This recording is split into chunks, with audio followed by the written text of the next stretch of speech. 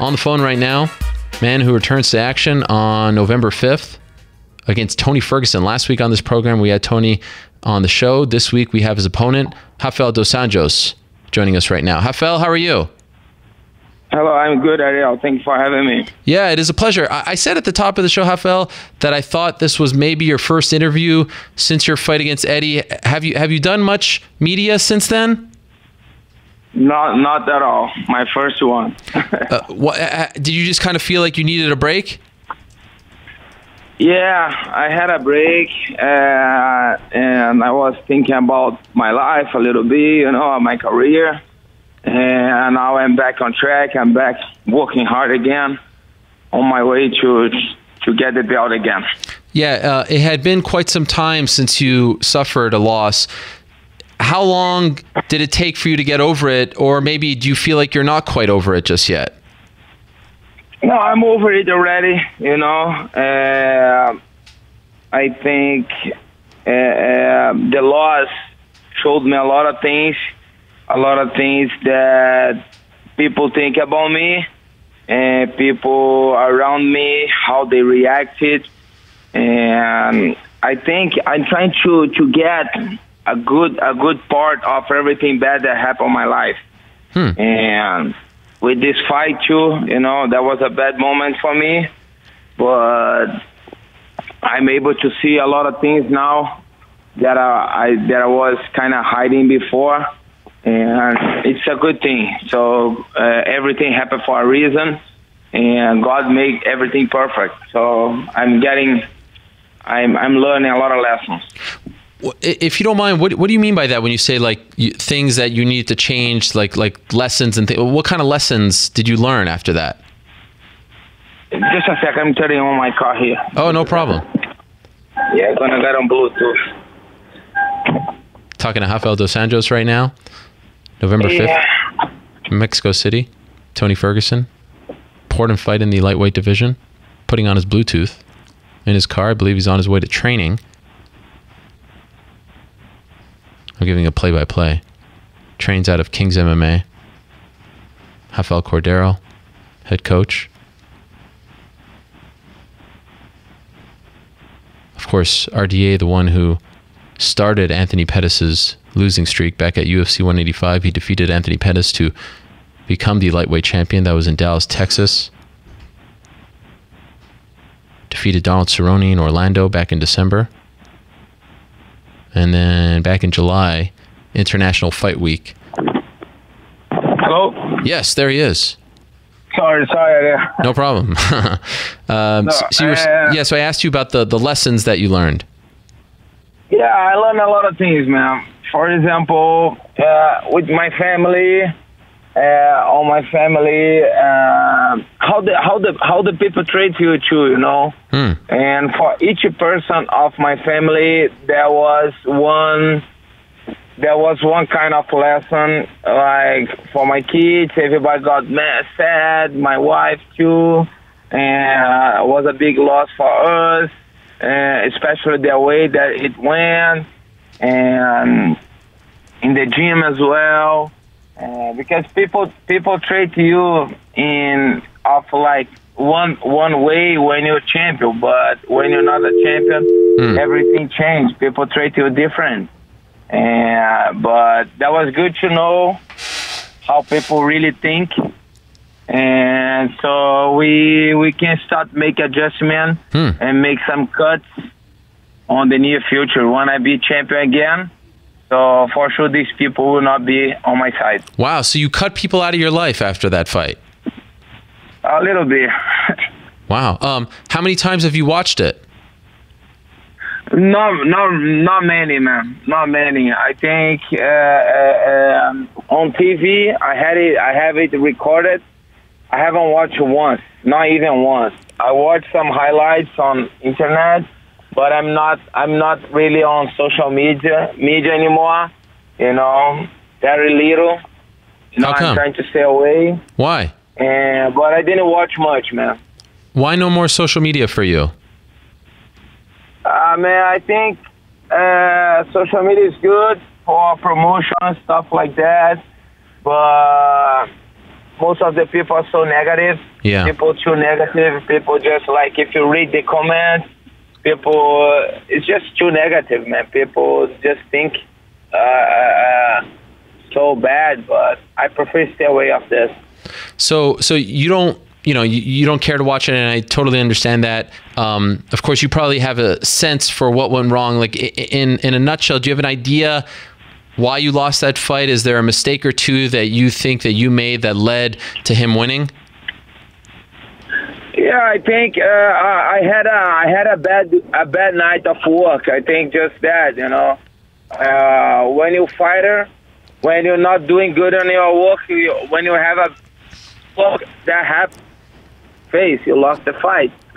And I think Eddie, he had a great day. I had a bad day, but I'm sure I am the best fighter on this division. I am the best fighter in this division, and I will prove it once again. I'm still hungry. I just got caught. My guard was up, my hand was up. I just got caught and punch, and I had some issues on the weight cut day before, but that's not the excuse. Eddie had a great day, but I'm coming. Was he tougher than you thought he was? Like the last couple of fights for Eddie Alvarez, we know what he can do, but they were kind of grinders. He wasn't showing that kind of aggression in his fights. Was he tougher, or maybe did he show something that you weren't expecting in the fight? No, man. I trained for everybody the same, I knew Eddie has a heavy hand, but thing that happened in my life, and that's for a reason. And I know my life is under God's supervision. He's watching over me always, and if he let this happen, that was for showing me a lot of things. So he's been showing me a lot of things, and I make it adjust. And like I said, once I get back on the top again, everything will be different. One thing that has been said this year was you ended the year, last show of 2015, massive win over Cerrone. You're booked to fight against Conor, and then unfortunately you suffer that injury. Nate Diaz steps in. Now we have these two fights. They're making millions of dollars, and maybe Conor is going to fight Eddie. And that's a lot of money that could have went your way. Does that eat at you inside? Do you kind of feel like you just had bad luck this year? 2015 was an incredible year for you. 2016, you almost had that massive payday against Conor, and the bad luck came into play just days before the fight. Do you think about that a lot? Yeah, man. Like I said, everything happened for a reason. Here I am. I lost my title. I lost I got hurt 2 weeks before the fight. It's not all about the payday, just because I got hurt and I couldn't fight. But man, I'm still doing okay, man. I'm blessed that I have amazing kids and I have amazing family. Everybody with a good health, and I have everything. I live in a nice place. And I can't complain, man. I think I'm still 31 years old. A lot of things will come. I keep my faith, and I keep working hard. I keep my hard work, and that's how the fighter's life is. You get hurt, you lose opportunities, but I think bigger things will come in the near future. Is it hard for you to watch those Conor Nate fights because that could have been you in there against him? Yeah, I don't even think this way. Okay. I think I got hurt. Nate stepped up, beat Conor, and now he lost. It could be me, but I don't really think this way. Like I said, everything happened for a reason, and I'm happy where I am now. It's gonna give me extra motivation to work hard and get back on the top again. I know you say that you don't do a lot of social media these days, and I don't blame you. But I did notice during that fight last week, UFC 202, that you mentioned something about, I think it was Conor's cardio, that you didn't seem all that impressed with it. That was you, right? Yeah, that was me, because I just the next day people say, oh, that was fighting 20 on the all times. I don't know, because I think most of people, they watch MMA for the first time that day, and they think that was. I just saw two sloppy guys on the phone that after the second round, and the fight got so sloppy, and I didn't see the best fight of all times at all. But it is what it is. So you didn't enjoy it? Yeah, the first round was good. The Conor dropped Nate a couple times, but then I didn't see like, oh, what an exciting fight. I didn't see it that way. Wow. So I've watched better fights before, you know. Sure. Who do you think won the fight? Who did you score it for? I scored for Nate. Oh, interesting. Okay. Do you remember which rounds? Did you give Nate the fourth? The third. I think I had Conor on the third. No, I had Nate. I had Conor on the first and the second. I think the rest was Nate. Okay. No, the second Nate had it. I think Conor got the third, and 4 and 5 for Nate. Okay, I think you mean the third. I think you're swapping two, but fair enough. You think that that Nate won the fight. Now it seems like there might be a chance that Conor fights Eddie. Since you've been there with Eddie, you've been in there with Eddie, you were preparing for Conor. Who do you think wins that fight? Man, Conor, Eddie, he has more weapons than Conor. You know, he has grapple, he has better wrestling than Nate. Everybody saw Nate is a tough guy. He has a big heart, but Nate he's kind of limited. You know, has a good boxing, good ground game, but he doesn't have takedowns. He doesn't have kicks. So this thing, it can make the like harder for him. You know, but Eddie have a good wrestling, good boxing. He kicks too. So I think Eddie can give Conor a hard time. You think he finishes Conor? Yeah, it can happen. Like everybody thought I was way favorite against Eddie Alvarez. Yeah. And so that didn't happen. It's hard to tell MMA, but I think Eddie has the advantage. Now, what about this fight against Tony Ferguson? When you were offered this fight, did you like it? Was this one that made sense to you? Yeah, I think the guy. I asked for the rematch, but I think UFC will not give it to me. No rematch right now, so I need to fight somebody else. And then I think, who should I fight? You know. And I think Tony's a guy that has 8 wins straight. And Khabib right now is begging for a title shot, which I think he don't deserve. But I would fight him too, you know, to see who's going to fight for the belt. But I think Tony's a guy that is ahead of him. It's a guy, Khabib is in a better position on the ranking, but I think Tony is ahead of him because he's been active, he's been fighting more. And with 8 wins straight. So I think that's the guy that I'm going to beat, and then I want to fight for the title again. So even though Khabib is 23-0 as a pro, you feel like he hasn't done enough to deserve the title shot?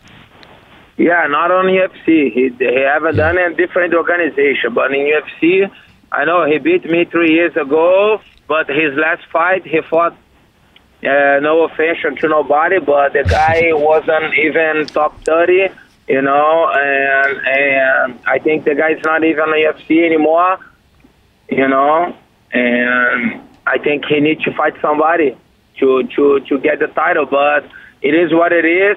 If UFC think Khabib should fight for the title now or Conor, which I don't think is fair, because Jose Aldo is waiting for Conor, you know. The guy won the belt, not even defending his title. He's already won a fight for the lightweight. But I don't think it's fair. But I've been in this position before. I will build my weight up again. I will beat Tony Ferguson November 5th, and I want to fight for the title again. So if you had it your way, who do you think deserves to fight for the belt next? I think, man, I think I should get my rematch. That's what I think. So everything that I've been done in the division, finishing guys that never been finished before, but it is what it is. If Khabib goes, it's fine. but I will get there. I will get there again. Just for fun, who do you think wins, Khabib or Eddie? Yeah, man, it's hard to tell, but I think maybe Khabib can win. Oh. And it would be great to get the belt from him. You'd prefer that?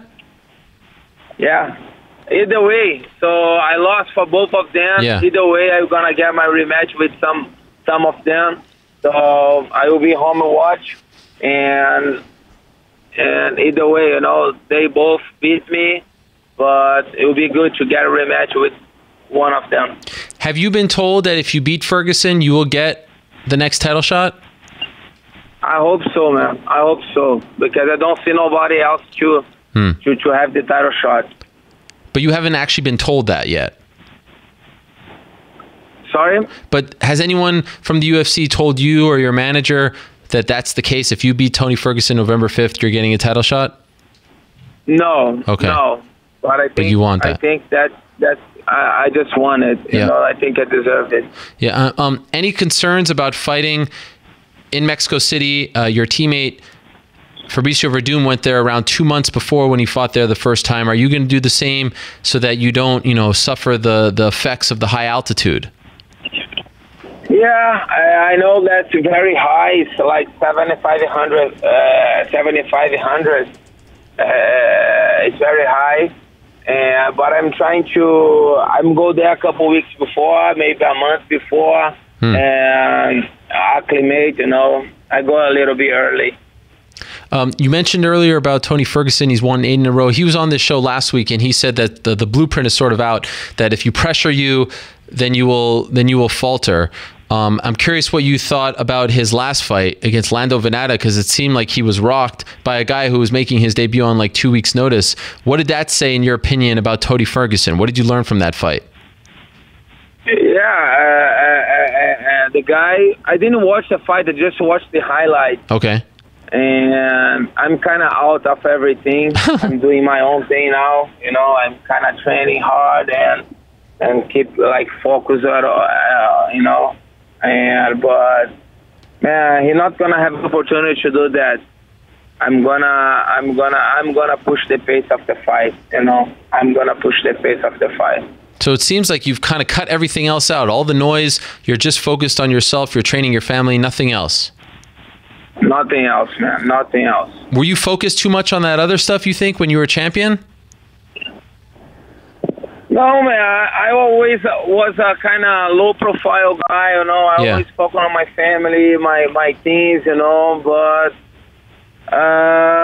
it's kind of still confused for me, that loss. But I know on the near future a lot of better things will come. But I wasn't focusing on different stuff at all. I just had a bad day of work. But like I said, I will be back. Does it still feel weird not to have the belt, not to be the champion? Yeah. Yeah. Feel weird, because I put a lot of work on that. I have my team. I went to Evolve. I trained a lot there too, man. My coaches put a lot of work on it. Master Gordo, Master Rafael Cordeiro, Jacob Harmer, Felipe de la Monica, all my coaches, we put a lot of work on it. But it didn't went the way that we want. But I'm pretty sure better things will come. One last quick thing. I'm curious if you saw Anthony Pettis' fight on Saturday. Of course, you beat him to become champion. Do you think he's better at 145? Yeah, he did great, because on 55 he wasn't. Anthony Pettis is a great fighter, man. I have a respect for him. I watched his interview after fight, and man, he lost for me. He lost for Barboza. He lost for Eddie, and he's still hungry, man. He still, he still won it. He dropped weight, and he beat a tough guy, and I have a bigger respect for him because of that. He didn't give up. He's still there. He's still in the game. And congrats to him. He did great. Great stuff, Rafael. Thank you for the time. Best of luck to you November 5th. I'm looking forward to your return and appreciate you coming on today. Thank you. You're welcome. Bye. All right, there he is. Rafael dos Anjos, the former UFC lightweight champion.